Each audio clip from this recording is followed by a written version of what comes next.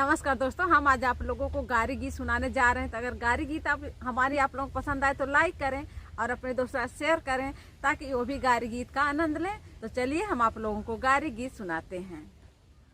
एक आधी बड़ी खराब आधी आवेले, एक आधी बड़ी खराब आधी आवेले।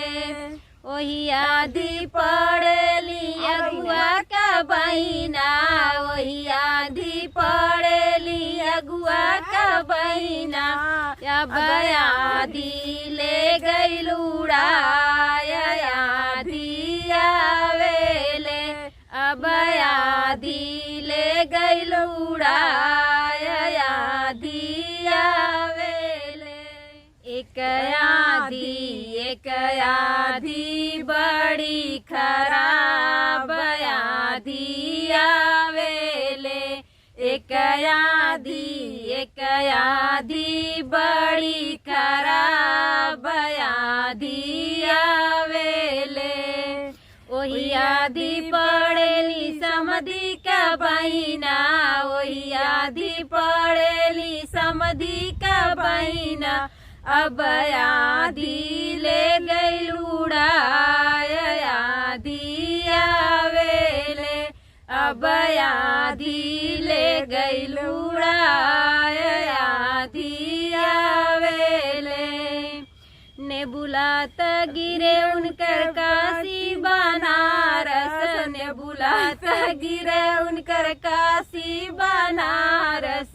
अब चोली गिरे जमुना तीर आधी आवेले, अब चोली गिरे जमुना तीर आधी आवेले। एक आधी बड़ी खराब आधी आवेले, एक आधी बड़ी खराब आधी आवेले। वही आधी पड़ेली दुल्हा का बहिना, वही आधी पड़ेली दुल्हा का बहिना। अब आधी ले गई लुड़ाया आधी आवेले, अब आधी ले गई लुड़ाया आधी आवेले। ने बुलाता गिरे उनकर काशी बनारस, ने बुलाता गिरे उनकर काशी बनारस। अब चोली गिरे जमुना तीर आधी आवेले, अब चोली गिरे जमुना तीर आधी आवेले।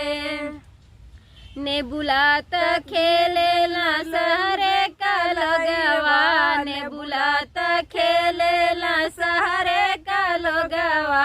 अब चोली खेले भाई सवार आधी आवेले, अब चोली खेले भाई सवार आधी आवेले। तो दोस्तों, ये गारी गीत आप लोग कैसी लगी कमेंट करके हमें जरूर बताइएगा। फिर मिलेंगे अगली गीत में, तब तक के लिए बाय बाय।